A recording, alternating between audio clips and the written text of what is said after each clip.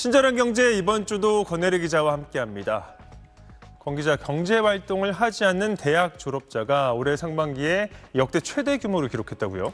네, 경제활동에 참여하지 않는 대졸자의 규모, 올해 들어서 지난달까지 월 평균 405만 8천 명에 이르는 걸로 통계청에 집계됐습니다. 지난해 상반기보다 7만 2천 명이나 늘어난 겁니다. 관련 집계가 시작된 이래 역대 최대 규모입니다. 상반기를 기준으로 봤을 때 대졸자들이 월 평균 400만 명 넘게 경제활동을 하지 않는 모습이 처음으로 나타난 건 지난 2021년이었습니다. 사회적 거리두기를 엄격하게 시행하고 있던 영향이 크게 작용했던 시기라고 볼 수 있습니다. 다른 때라면 단기 취업이나 아르바이트라도 할 법했던 사람들도 쉬었다고 할 수 있는데요. 실제로 그 1년 뒤에는 400만 명 밑으로 내려갑니다. 그런데 그 이후에 2년째 늘어나면서 3년 만에 다시 400만 명을 돌파했고요. 코로나 방역기보다 지금 더 늘어났습니다. 여기서 한 가지 중요한 점은 이게 실업자를 포함하는 숫자도 아니라는 겁니다. 지금 당장 돈을 벌지는 못하지만 일자리를 찾고 있다. 그런 실업자는 경제활동을 하고 있는 걸로 봅니다. 일주일에 1시간 아르바이트만 딱 한다. 이런 사람도 포함되지 않습니다. 그야말로 나와서 돈을 버는 일은 하지도 찾지도 않고 있는 비경제활동 인구 중에 대졸자가 400만 명을 넘었습니다.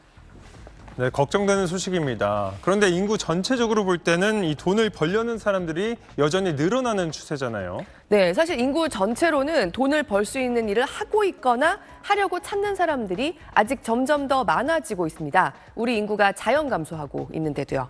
장노년층에서는 계속 경제활동을 하려고 하는 사람들이 늘어나면서 경제활동에서 빗겨나 있는 사람들의 전체 숫자는 코로나 원년인 2020년에 정점을 찍은 후에 보시는 것처럼 꾸준히 줄어왔습니다. 그런데 일을 하지도 찾지도 않는 대졸자가 줄어들고 있는 비경제활동 인구 안에서 유독 늘어나고 있는 겁니다. 비경제활동 인구에서 대졸자가 차지하는 비중, 올해 상반기에 25.1%를 기록했습니다. 역시 역대 최대 규모입니다. 24년 전인 2000년에 우리나라 25세에서 64세 인구 중에 대학을 졸업한 사람 비율은 4명 중에 1명꼴이 채 되지 않았습니다. 하지만 이제 우리 청년층의 70% 안팎이 대학에 진학합니다. OECD에서 가장 대졸 청년 비중이 높아지면서 이제 우리나라 성인 2명 중 1명 이상이 대졸입니다. 즉, 첫 번째로는 워낙 대졸자가 많아졌기 때문에 일을 하지도 찾지도 않는 인구 안에서도 고학력자 비중이 늘어나는 점도 있습니다. 그리고 대졸자 비중이 높은 청년층 쪽에서 경제활동을 하지 않는 사람이 늘어나는 경향도 보인다는 겁니다. 특히 전체 인구는 줄어들고 있는데 일을 하지도 찾지도 않는 대졸자가 늘어난 연령대 20대까지의 청년층이 유일했습니다. 청년 대졸자 비경제활동 인구는 상반기에 59만 1,000명으로 집계됐습니다. 지난해 상반기보다 7천 명이 늘었습니다. 네, 청년들도 고민이 참 많을 텐데요. 네. 결국에는 어떤 일자리로 사회생활을 시작하느냐, 이게 영향을 많이 미치겠죠. 네, 전문성이 떨어지는 일자리나 단순 노무직, 임시직, 사무직에서 일하던 고학력 청년층이 일자리를 잃으면 아예 노동시장에서 잠깐이라도 빗겨나는 모습이 좀 더 뚜렷하게 나타났습니다. 반면에 기술, 전문성이 있으면 실직해도 바로 또 일을 찾는 사람들이 많았습니다. 올해 5월 기준으로 우리 청년층은 계약 기간이 1년 이하인 단기 임시직으로 첫 취업을 하는 비중이 처음으로 30%를 넘어가기도 했습니다. 다시 말해서 지금 우리 청년들은 고학력자가 늘고 있는데도 불안정한 일자리로 사회생활을 시작하는 경우는 점점 더 많아지고요. 그러다가 일자리를 잃거나 바꾸게 되는 시점에 단기적으로라도 비경제활동 인구에 속하게 되는 사람들이 늘고 있다는 겁니다. 그러니까 몸값을 높이고 전문성을 쌓는 준비를 좀 더 하려는 사람들도 있기 때문에 꼭 부정적으로만 볼 순 없지만요.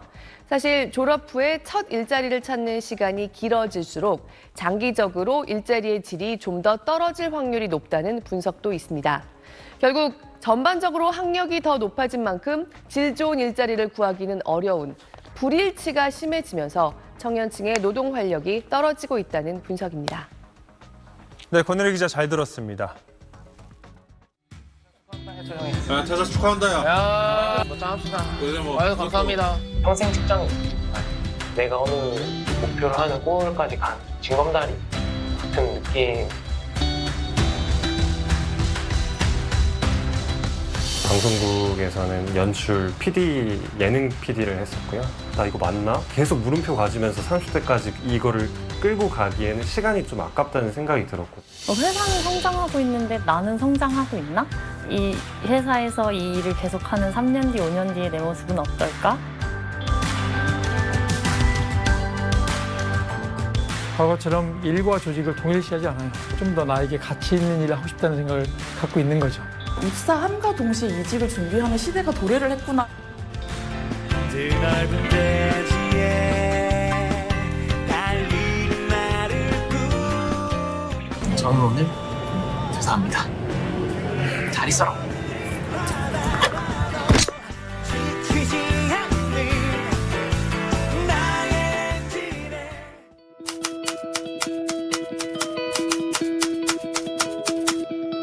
저는 29살 김대희라고 합니다.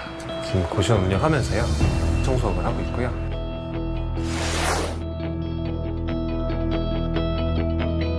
무더위가 시작되면서 데이 씨는 눈코 뜰 새 없이 바쁩니다. 에어컨을 전부 다 뜯어가지고 네, 고압 세척으로 세척기 뿌려가면서 이제 물 청소하는 거거든요. 매일 하고 있어요. 지금 여름이니까 하루에 몇 건 정도? 하루에 많으면 이제 5건? 5집을 가죠. 네. 젊은이들이 꺼려하는 청소일. 데이 씨는 팀장에게 일을 배우고 싶다고 간절히 부탁했다고 합니다. 팀장은 하루 일해보고 떠나는 청년들을 숱하게 봐온 터라 뽑을까 말까 고민했다고 합니다. 젊은 사람들은 전화 오면은 문자 오면 잘 안 뽑아요. 저녁에 한밤중에 제가 열심히 할 게 있습니다 하고 문자가 왔더라고요. 그래서 다음 날 이제 전화 통화 해갖고 대화해 보니까 좀 괜찮은 것 같아요. 청소일을 시작한 지 석 달. 처음엔 작업 공구조차 다루질 못했습니다. 드릴 사용할 줄도 몰랐거든요, 처음에. 아예 이런 공구랑은 완전 거리가 멀었던 사람이라 처음에 엄청 버벅였고 어려웠는데 그래도 스승님을 좀 잘 만난 덕에 지금 좀 익숙해져 가고 있습니다. 사실 데이 씨는 지난해까지만 해도 유명 방송사에서 PD로 일했습니다. 방송국에서는 연출, PD, 예능 PD를 했었고요. 입사 초기엔 전공을 살려 방송 작품을 만들게 됐다며 좋아했습니다. 부모님도 남들에게 자랑할 만한 좋은 직장, 대기업에 들어갔다고 기뻐했습니다. 대기업이란 타이틀이 부모님들이 되게 좋아하는 타이틀이기도 하고 이제 안정적인 직장을 가졌으니 이제 걱정 없다. 아버지도 그렇게 생각을 하셨었고 막상 일해보니 기대와 달랐다고 합니다. 데이 씨는 방송사에서 근무했던 2년의 경험을 SNS 만화로 올리기도 했는데요.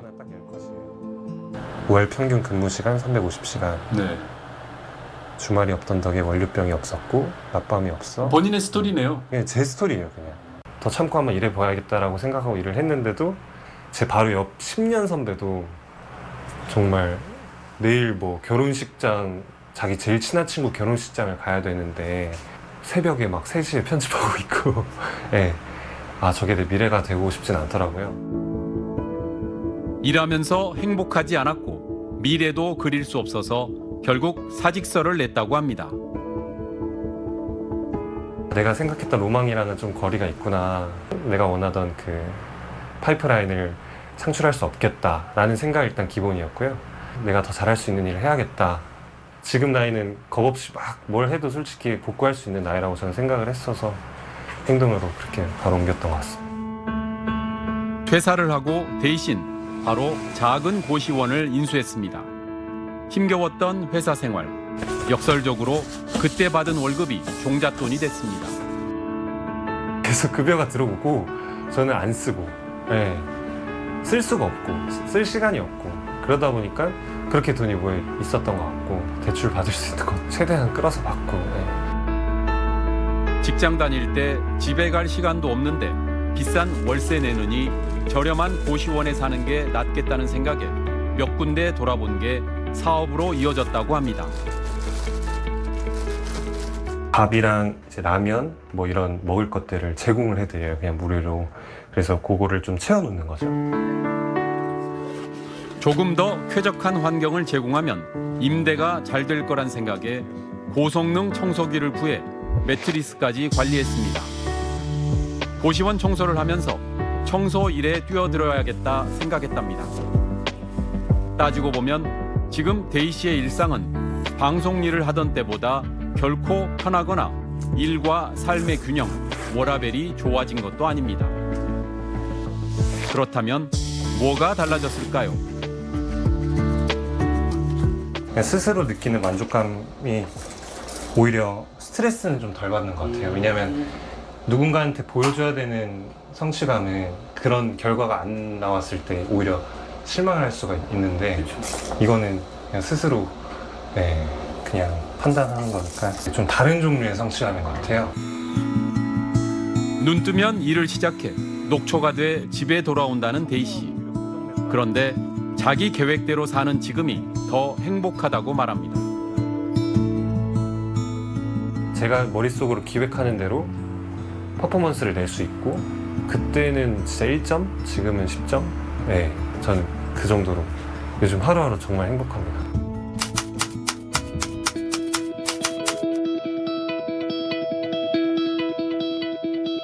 패션 MD로 일하고 있는 이찬희라고 하고요. 회사한 지는 이제 한 일주일 됐고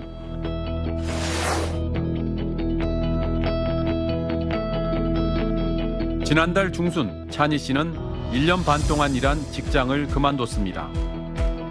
대학 졸업 후 일을 시작한 지 3년째. 그런데 벌써 두 번째 퇴사입니다. 저는 오늘 퇴사합니다. 잘 있어라. 두 번째 직장에서 빠르게 적응해 능력을 인정받았지만 더 좋은 조건에서 일하기 위해 또다시 이직을 결심했다고 합니다. 이 정도의 성과를 냈다라는 것들을 좀 최대한 보여줘야 될 것 같아서 여기 있는 이미지들은 다 이제 제가 파는 옷이었습니다. 그러니까 팔 옷들을 이제 촬영을 예쁘게 해서 더 많이 팔 수 있게끔 하는 일을 하는 거죠. 대학에서 화학공학을 전공한 찬희 씨. 평소 패션에 관심이 많았는데 좋아하는 일을 하고 싶어서 전공을 버리고 패션 MD가 되는 길을 선택했다고 합니다. 첫 직장은 생활용품 온라인 유통회사. 일단 MD 경력이라도 쌓고 보자는 생각에 입사했고 1년 후 바로 퇴사했습니다. 뭔가 한 만큼 좀 보상을 받고 싶은데 그게 없기도 했었고 제가 패션 쪽으로 가고 싶었으니까 1년의 경력을 가지고는 뭔가 패션 쪽으로 다시 이동을 할 수 있지 않을까라는 생각을 가지고 좀 시도를 했었던 것 같아요. 제가 퇴사를 마음먹은 이유는 찬희 씨는 당시 퇴사 과정을 영상으로 만들어 공개했습니다. 그래서 제가 따를 만한 리더가 없다고 생각이 들어서입니다. 오늘 브이로그는 회사의 퇴사를 선언하고 퇴사를 할까 싶어가지고요. 10월 말일? 네, 10월 말일까지.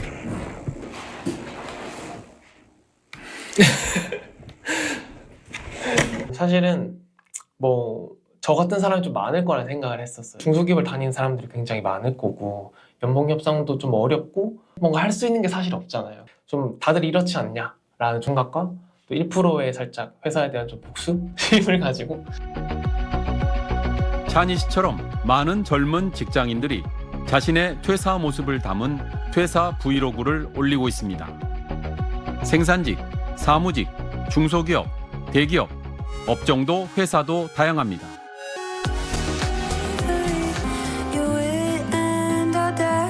앞만 보고 달려가는 경주마가 된 기분이었다. 그래서 누군가가 정해놓은 기준에 맞춰 살고 있다는 생각이 들었다. 찬희 씨는 회사는 최종 목적지가 아니며 퇴사와 이직을 통해 성장해 나갈 거라고 말합니다. 얘 왜 이렇게 자주 옮기지? 우리 회사도 그러지 않을까? 난 좀 걱정이 있기는 있었는데 이 회사가 잘 크기보다는 사실 제가 이 회사를 통해서 더 성장하기를 원하니까 내가 어느 목표를 하는 골까지 가는 좀 징검다리 같은 느낌. 찬희 씨 퇴사 소식을 듣고 친구들이 한자리에 모였습니다. 회사 축하한다. 고마워. 위로가 아닌 축하 분위기입니다. 30대 초반인 찬희 씨 친구들 역시 벌써 한 번쯤은 다 이직 경험이 있습니다. 40대까지만 돼도 이제 누가 이직을 한다면 박수 치면서 보내주는 것 같던데. 내 주변에는 그러고. 맞아. 근데 니도 이직해. 나 이직했지. 나 얼마 안 됐으니까. 나 2개월? 진득하게 회사를 다녀보란 어른들의 조언. 틀린 말은 아니지만 정답도 아니라고 말합니다.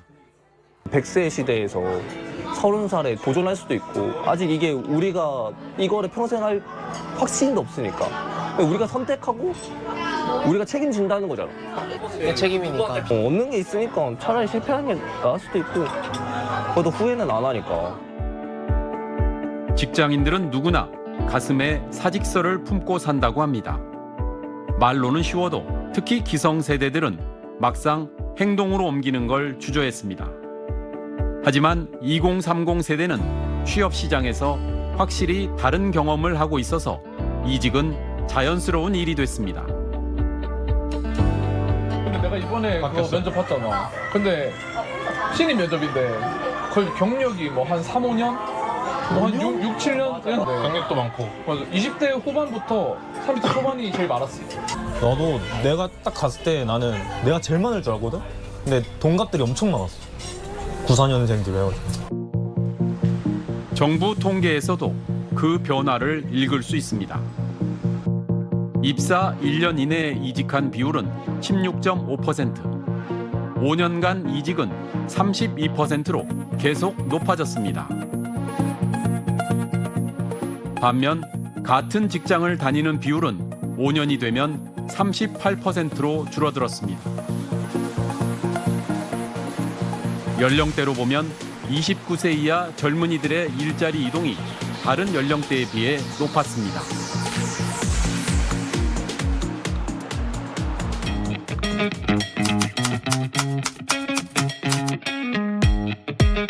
저한테 중요한 건 일단 재미가 제일 먼저일 것 같고요. 두 번째는 성장, 세 번째가 워라밸, 기업의 성과가 이익이 나보다 우선시될 필요가 없다고. 올해 29살 수빈 씨. 퇴근 후에도 바쁩니다. 데이터 분석 회사로 이직한 지 1년. 업무와 관련된 강의를 챙겨 듣습니다. 데이터 분석으로 이직한 지는 아직 1년차 신입이고, 그래서 기초를 익히는데 또 도움이 될 것 같아요. 업무 관련 공부뿐만이 아닙니다. 단어는 매일 아침 외우고요. 문제 풀이는 지금 주 3회 하고 있어요. 마치 수험생처럼 잠들기 전까지 공부한다는 수빈 씨. 대학원 진학을 준비하고 있습니다. 디지털 마케팅 업계에도 있었고 그 경력을 접목시켜서 이제 웹데이터를 분석하는 일을 하고 있잖아요. 그래서 좀 그런 온라인 생태계에 소비자들의 행동을 좀 분석하는 데에는 조금 강점을 보일 수 있지 않을까. 지금 직장을 다니기 전 수빈 씨는 광고 대행사에서 2년 동안 일했습니다. 열심히 준비해 합격했던 첫 직장. 눈물까지 흘렸습니다. 엄마한테 전화해서 엄마 나 붙었어 말을 하고 혹시 나한테 합격 메일이 잘못 온 거면 어떡하지? 그랬던 수빈 씨는 일하면서 직장인의 현실을 깨달았다고 합니다. 첫 직장인 만큼 되게 열심히 했었고 그래서 좀 번아웃을 겪었던 것 같아요.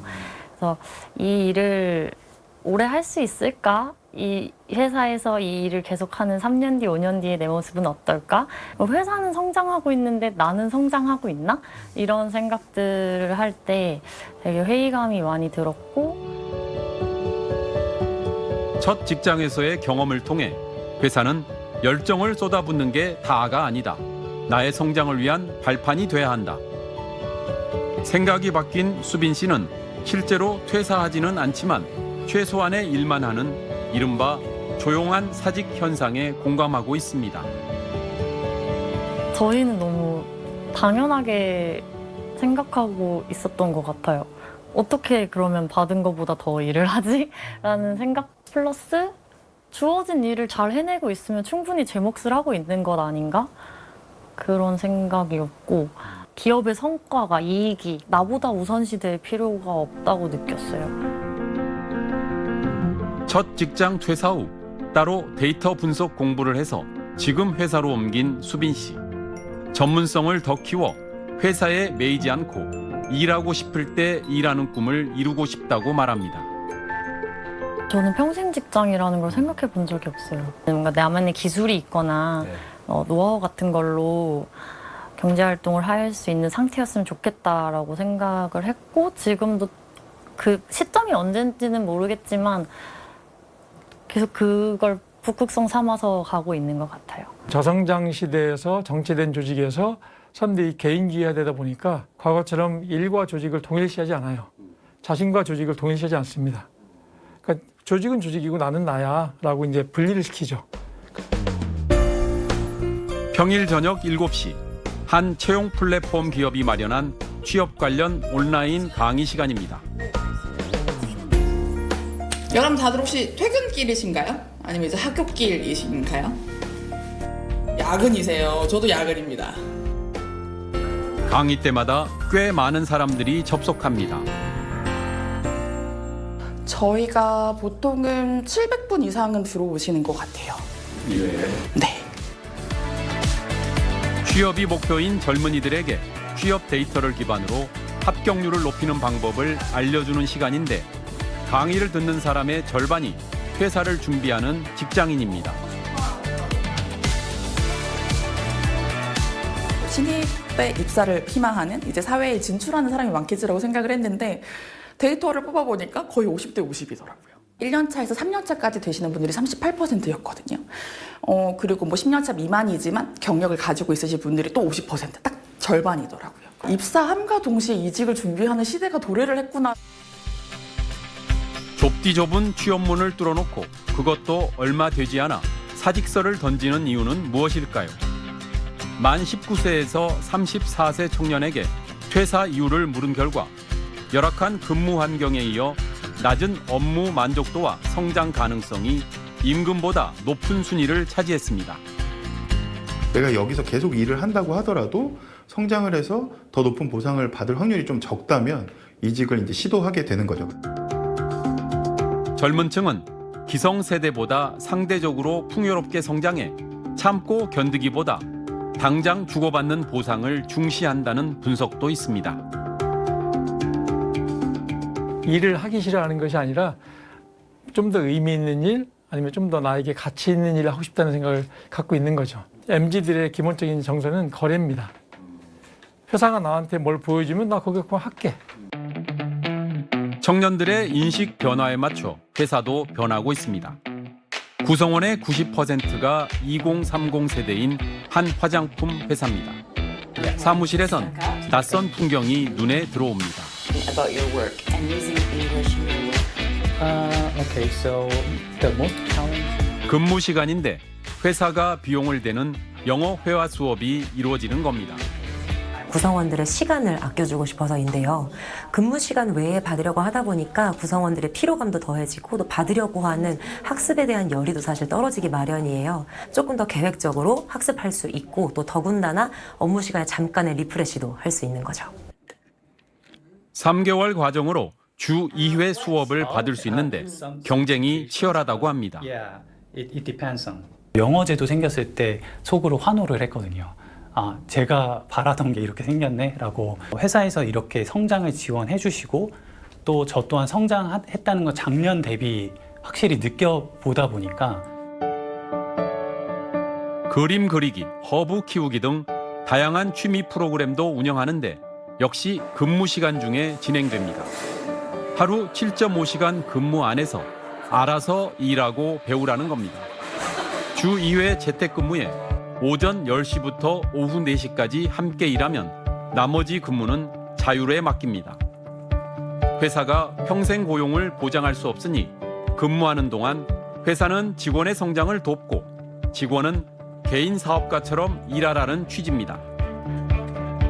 직원들에게 일방적으로 회사를 위해서 조직을 위해서 희생해라 이렇게 요구할 수는 저는 없다고 생각하거든요. 직원들은 자신의 전문성을 가지고 회사에 성과를 낼 수 있게 기여하고 또 회사는 직원들을 회사에 어떤 소속된 어떤 하나의 조직원 내지는 부속품이 아니라 독립된 그런 어떤 개체로 젊은 세대의 조기 퇴사나 잦은 이직은 요즘 기업 인사 담당자들의 최대 고민거리입니다. 스타트업 같은 경우에는 인력 부족에 항상 시달리다 보니까 한 사람 한 사람이 고유의 업무를 갖고 있는 경우가 많이 있거든요. 이래저래 과부하가 걸리게 되더라고요. 기존 직원 입장에서 좀 힘이 빠지는 것도 있으니까 뭐 그런 업무적인 걸로 실제로 힘든 것도 있는데 우리 회사는 이게 좀 신입들한테 메리트가 많이 없나? 우리 회사가 다른 회사에 비할 때 이만큼 매력이 없나? 언제든지 떠날 수 있다. 청년 직장인들의 이런 태도 변화에 이제는 기업이 변신할 차례라고 말합니다. 이게 뭐 나쁘다 이렇게 말할 수는 결코 없을 것 같고 그런 시대에 맞춰서 그런 구성원들을 우리 회사 안에서 키워내기 위해서 노력을 해야 되는 부분이 맞는 것 같고 직원들의 만족도를 높여 회사에 조금이라도 오래 다니게 하는 것. 그게 요즘 인사 담당자들의 숙제라고 말합니다. 채용 단계부터 이 친구를 이 프로젝트에 쓸 거다. 이 친구가 오면은 이러한 커리어 패스를 있게끔 해줄 거다라는 거를 먼저 좀 고민을 하고 채용을 하게끔 되더라고요. 점점. 입사 한 1년 차, 2년 차까지는 좀 상대적으로 케어 프로그램 조금 많은 편이에요. 뭐 멘토링 같은 것도 하고요. 신입 같은 경우는 이제 다 모아서 저희는 이제 해외 사업장이 있거든요. 신입들은 다 해외로 보내고. 평생 직장은 옛말이 됐습니다. 회사가 미래를 보장해 주지 않고 회사 말고도 돈 버는 방법은 많다는 걸 청년들은 잘 알고 있습니다. 직장인의 형태가 아니어도 되게 무궁무진하고 많잖아요. 저도 그걸 졸업을 하고 한참 뒤에 이렇게 사는 여러 가지 삶의 모습들이 있구나. 요즘엔 방향성을 막 개척해 나가잖아요. 그래서 저는 저대로 어떤 저의 방향으로 이제 잘 사는 모습을 최대한 좀 보여주고 싶은 거예요. 그들이 품고 사는 사직서엔 자기 성장과 행복한 미래란 설계도가 숨겨져 있습니다. 기자 일을 하지도 찾지도 않는 청년들이 다시 늘어나고 있다는 조사가 나왔네요. 네. 그냥 쉬고 있다는 20대 이하의 청년들, 1년 전보다 13,000명 늘어난 39만 8천 명으로 통계청에 집계됐습니다. 공부를 계속하거나 아이를 키우는 것 같은 다른 이유가 있어서가 아니라 문자 그대로 일을 찾지 않고 쉬고 있는 청년층이 40만 명에 육박한다는 겁니다. 지난해 3분기부터 이런 청년들이 좀 줄어드는 추세가 보였는데 9개월 만에 다시 증가세로 돌아섰습니다. 해당 연령대의 전체 인구는 1년 전보다 24만 3천 명 적습니다. 우리나라 청년층이 빠르게 줄어들고 있는 건 모두 아시죠? 그런데 이렇게 인구가 줄어드는 가운데서도 그냥 쉬는 청년은 오히려 13,000명이나 늘어났다는 겁니다. 5월 기준으로 보면 지난 20년 동안 이보다 더 많은 청년들이 그냥 쉬었던 기간은 코로나 발생 직후였던 2020년 5월을 빼고는 없습니다. 코로나 초기가 사회 전체적으로 활동이 크게 줄어들었던 특수한 기간인 걸 감안하면요. 지금 그냥 쉬는 청년들의 규모가 심상치 않은 수준이라고 할 수 있습니다. 네, 물론 이 사람들 중에는 당분간만 좀 쉬고 일자리를 찾겠다. 계획이 있다는 사람들도 상당수 있을 겁니다. 하지만 일자리를 찾는 걸 단념하고 있는 청년들도 적지 않다는 게 정부 분석입니다. 올해 들어서 정부 조사에서 집계된 이른바 구직 단념자. 취업을 하고 싶고 지난 1년 사이에 일자리를 찾아본 적도 있지만 어떤 이유에서건 구직 활동을 멈춘 사람. 올해 들어서 월 평균 38만 7천 명 정도인데요. 이 중에 3명 중 1명꼴로 20대 이하였습니다. 네, 의지가 없다는 게 가장 걱정할 만한 부분인 것 같습니다. 어떤 이유에서 이렇게 일자리를 찾지 않게 되는 걸까요? 네, 그냥 쉬는 청년들이 늘어나는 문제, 최근 몇 년간 이슈가 되면서 지난해 11월에 정부가 관련 대책을 내놓기도 했는데요. 그때 정부에서 청년들을 대상으로 조사해 봤더니 역시 원하는 일자리를 찾기 어려워서란 대답이 3명 중 1명꼴이었습니다. 한마디로 다니고 싶을 만한 양질의 일자리를 찾지 못해서 차라리 일단 쉬겠다 하게 된다는 거죠. 그냥 쉬는 청년이 9개월 만에 다시 늘어나기 시작한 지난달에 고용의 질이 좋은 편인 일자리라고 할 수 있는 상용직, 그래도 고용 계약 기간이 최소 1년 이상은 되는 상용직 일자리에서 일하는 청년은 1년 전보다 무려 19만 5천 명이나 줄어들었습니다. 지난 10년 동안 이렇게 청년층 상용직 근로자가 한꺼번에 많이 줄었던 적이 없습니다. 1년 전보다 24만 3천 명이 줄어든 청년층 전체 인구 감소폭을 고려하더라도 너무 큰 숫자입니다. 근데 30대는 지난달에 사람 수에 있어서도 1년 전보다 딱 8천 명 정도 소폭 증가하기도 했는데요. 상용직 근로자는 9만 3천 명이 훌쩍 늘어났습니다. 인구 변화까지 고려하더라도 꽤 큰 폭으로 상용직 일자리에서 일하는 30대는 늘어난 겁니다. 반면에 일자리에 처음으로 진입하는 시기라고 할 수 있는 20대에서는 두드러진 감소세가 보인 거죠. 네, 좋은 직장에서 일을 시작하고 싶은데 그게 어려운 거네요. 이거는 이 기업들의 채용 방식에도 이유가 있겠죠. 네, 여러 가지 이유가 있겠지만요. 기업들이 신입보다 경력직을 선호하는 것도 영향을 미치는 걸로 분석됩니다. 네, 친절한 경제에서도 한번 전해드렸지만 특히 양질의 일자리가 몰린 대기업들이 이제 공채보다 수시 채용을 훨씬 더 많이 하고요. 신입보다 적어도 3개월 이상 관련 직무를 해본 사람들을 선호한다는 조사 결과도 있었죠. 또 20대 청년 취업자들이 많은 도소매업이나 건설업 같은 분야들이 계속 부진한 탓도 있고요. 지난해 5월에 코로나로부터 일상 회복이 이루어지면서 전체적으로 상용직 일자리가 크게 늘었던 것도 최근에 고용시장이 상대적으로 덜 활발해 보이게 하는 요인이라고 정부는 분석하기도 하는데요. 근본적으로는 우리 경제가 확실히 살아나야 질 좋은 일자리가 많이 늘어날 겁니다. 그런데 우리 대기업들이 양질의 일자리를 창출할 수 있는 공장이나 근거지를 점점 더 해외로 옮기고 있는 것도 장기적인 문제로 꼽힙니다. 미국이나 유럽이나 이제 자기들에게 뭘 팔고 싶으면 현지에 와서 만들어라. 여기에 일자리를 만들어라는 분위기가 강해지고 있어서요. 삼성, SK, 현대차 같은 대기업들이 줄줄이 한국보다 인건비도 훨씬 비싼 미국으로 주요 첨단 거점 시설들을 옮기고 있습니다. 앞으로도 이런 경향이 지속되면 우리 청년 고용 시장에 더욱 구조적인 문제로 작용하게 될 겁니다. 그게 굉장히 불편한 이슈가 된다라고 생각을 하는데 기업들은 해외로 나가서 더 성장할 수 있는 발판이 될 수 있다라면 반대로 가장 큰 양질의 일자리들이 사실상 우리 안에서 사라지고 있다라고 봐야 될 것 같죠. 기업적인 측면에서 주가적인 측면에서는 문제가 없겠지만 우리 경제 측면에서는 주름살이 계속 늘고 있다는 데 대해서는 우리가 고민을 많이 해야 될 것 같습니다. 네, 권혜리 기자 잘 들었습니다.